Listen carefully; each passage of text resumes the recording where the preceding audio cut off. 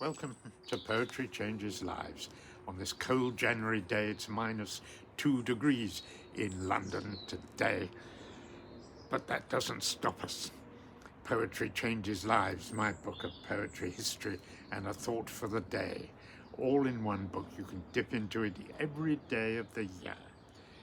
PoetryChangesLives.com is the website where you can read all about it and buy the book if you wish to. It makes a nice present, you know. Well, on this day in 1463, a very great French poet, one of my favorites actually, I really relate to him somehow, the French poet François Villon was banished from Paris. Villon was born in 1431, right in the middle of the sort of Middle Ages, really. And that was the year that Joan of Arc, the iconic French warrior saint, was burned to death at the stake in Rouen by the English. A dreadful year, really, particularly for Joan of Arc, of course. But Villon prospered. I mean, he wrote poetry from a fairly early age, and though we don't know very much about him, we know that he was imprisoned for killing a drunken priest in some sort of brawl in Paris, and spent a lot of his life wandering the countryside and various towns as a kind of ne'er-do-well. But he was obviously a very attractive person as well, and wrote some astonishingly fine poetry, I think. It's wonderfully direct, and it's a voice that shows us what it was like to be alive in medieval Paris. And boy, that must have been some experience. I would have loved to have been alive in medieval Paris.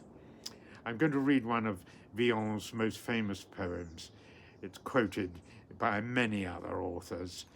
It's of course in translation. It's the French title is the Ballade des Dames du Temps Jadis, the Ballad of the Ladies of Times Gone By. Tell me where, in which country is Flora, the beautiful Roman, Archipadia and Thais, who was her first cousin, Echo, speaking when one makes noises over river or on pond, who had a beauty too much more than human. Oh, where are the snows of yesteryear? Where is the wise Eloise, for whom was castrated and made a monk Pierre Abelard in Saint-Denis? For his love he suffered this sentence, and the Queen Blanche, white as a lily, who sang with a siren's voice, Bertha of the big foot, Beatrice, Aélis, and Joanne, the good woman from Lorraine, whom the English burned in Rouen. Prince, do not ask me in the whole week where they are, rather in this whole year either, lest I bring you back this refrain. Oh, where are the snows of yesteryear? Today I will seek to love others, not as I want them to be, but as they really are.